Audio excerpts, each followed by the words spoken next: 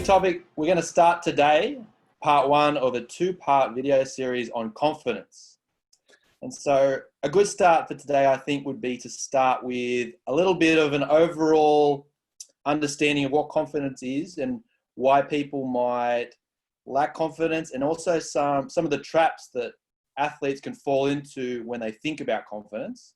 And then we'll just outline some of the things that sort of suck at our confidence and stop athletes from performing at their best, and how this stuff can have a really big impact on your performance.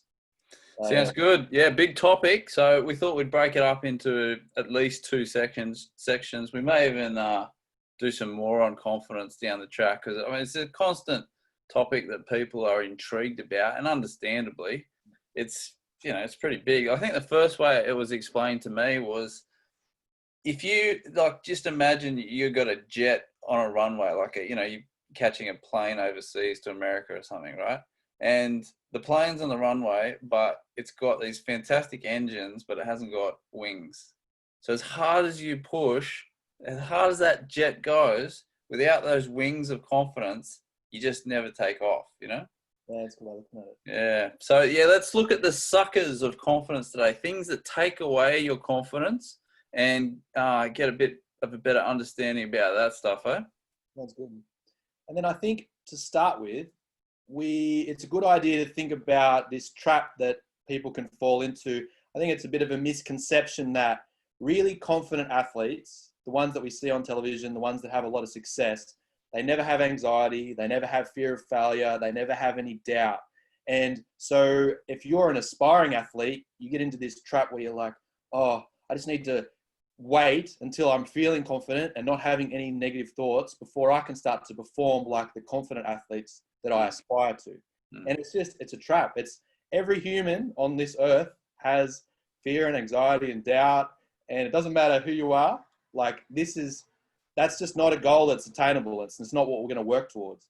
And trying to achieve that actually makes you less confident. So, the really good athletes, what they work out is, when a doubt comes, they just process it really quickly so that they're not doubtful for as long. Yeah. But to say that they don't experience doubt and anxiety, I think that's a great message for an athlete to hear early in their career, so that then they can kind of get on the right track with it instead of trying to seek perfection, like you say. Yeah, so it's not the confidence feelings don't need to come first. We can start working on our actions. What are we going to start doing to move towards it? And then we can start to generate the confident beliefs and feelings after. So that can be for our topic too, but that's sort of a general feeling that what we want to start with. We're talking about confidence. Sure. Okay. So let's roll into some of these things that suck our confidence, almost like suck the life force out of us. All right. So what do we want to talk about first? I think the biggest one that pops up for me is the expectation of other people, of you thinking about what others are thinking of you, and how that affects your image, how that affects your mind, how that affects what you're about to do. So, we've all had that experience where we can do something fine kind of on our own, and then the moment someone else kind of is observing us or judging us in a physical presence there, our behavior can change. I mean, for me, early on in life, I worked in the gyms, and I'd go up to people as they were doing bench press, and I'd just stand behind them. I wouldn't say a word. And just the thing of me standing behind them would make them change the way that they did their activity. You'd see they'd try harder, or all sorts of things. And I thought, wow, they're not like that when no one's around. Yeah, they can have a big impact. And you hear a lot of athletes also talk about that imposter syndrome, where they don't feel like, I'm going to get caught out when I'm in competition in front of other people, and maybe I'm under pressure.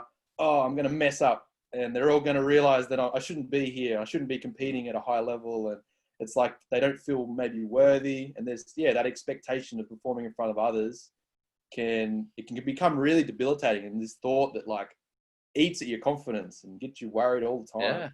Yeah. Just so putting that in the right spot of, caring about what people think, but to the right level, is very important. Yeah. Yeah, just be aware of it. Be aware that even the most confident athlete probably has similar thoughts. Like, oh, this is a big crowd we're competing in front of today, or that's someone famous that's watching, or like everyone has these thoughts and these worries and these anxieties. It's just what you do with them. How do you process them and maybe defuse from them and not let them have this big impact on you and just let them be there. For sure. So what's another sucker you want to talk about? Confidence sucker. I think, what about lack of skills?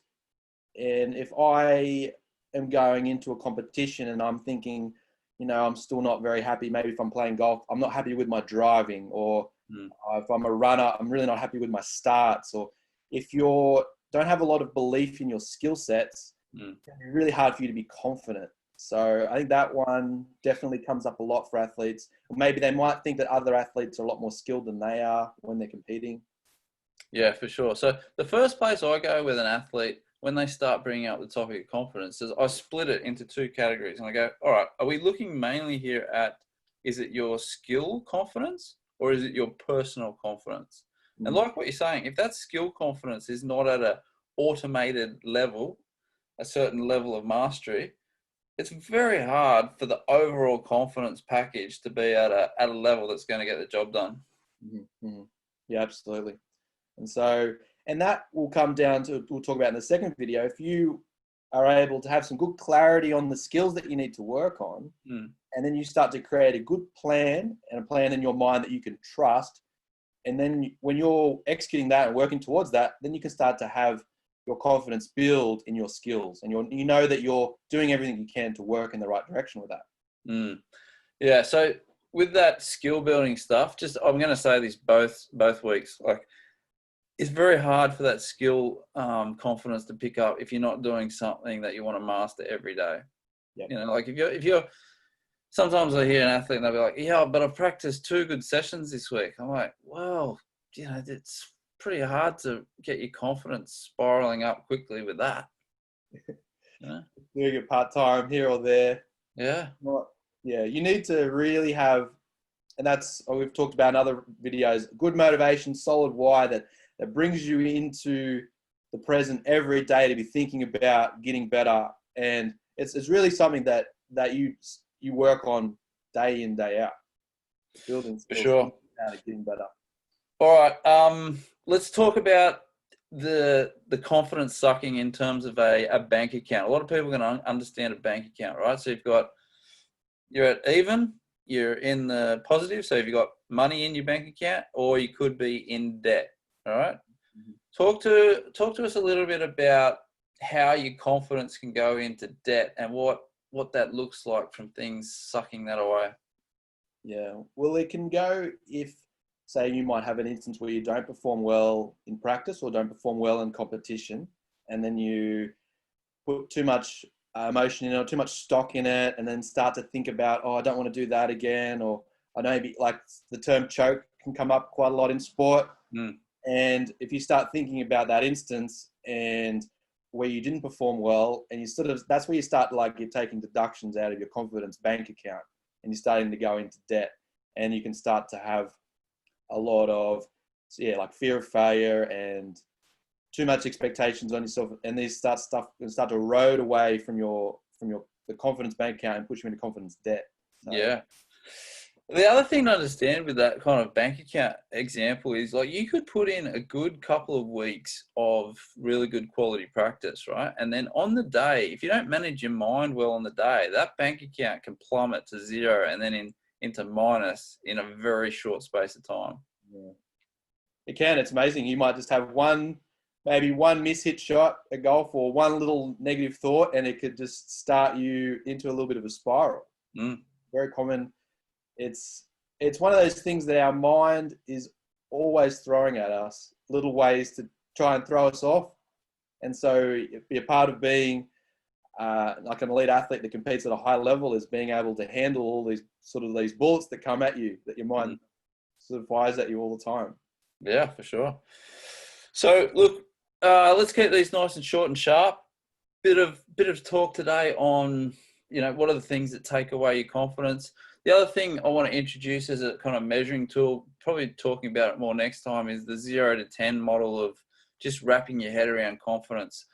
Simply what that means is, if I said to you right now, you're in your room, can you walk from one side to the other? What number do you give yourself confidence-wise out of 10? 10 out of 10 would mean you can get there no problem, and it's not even a mental worry for you. 0 is you're freaking out about the idea of walking across the other side of the room. So I think that's a great reference tool to kind of like throw around when you're using the word confidence, because it allows you to move it and shift it a bit easier than, instead of saying, oh yeah, I think I felt okay. I felt pretty confident. Yeah. I like that one.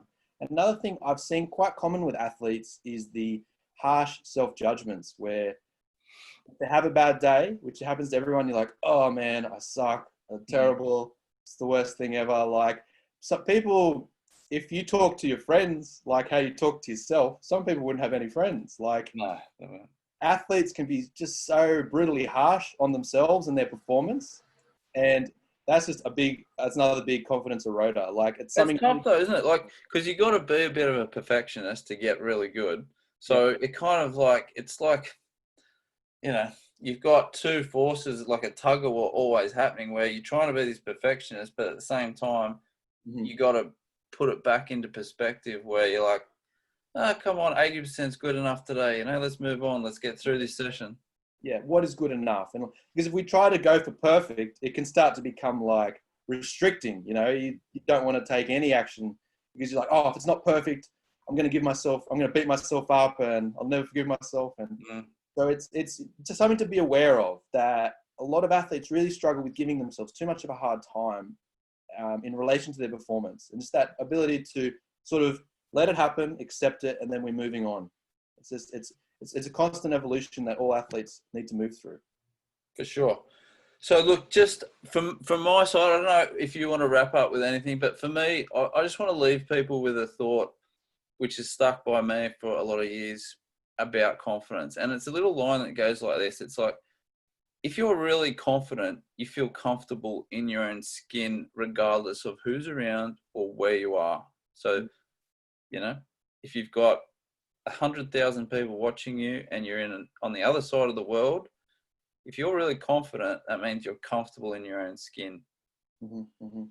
That's a good way. I've heard of it being put as someone, you might think a confident mindset is, oh, they will like me, or they will think I'm a good player. But a really good, confident mindset would be, I'll be fine if they don't. So I'm confident. I'm happy with who I am and what I'm doing, and the values that I've worked out, and the direction that I'm moving on. So that is what I'm going to base my confidence on. My preparation, keeping promises to myself, and whatever anyone else thinks or says or does, it's not going to affect my confidence.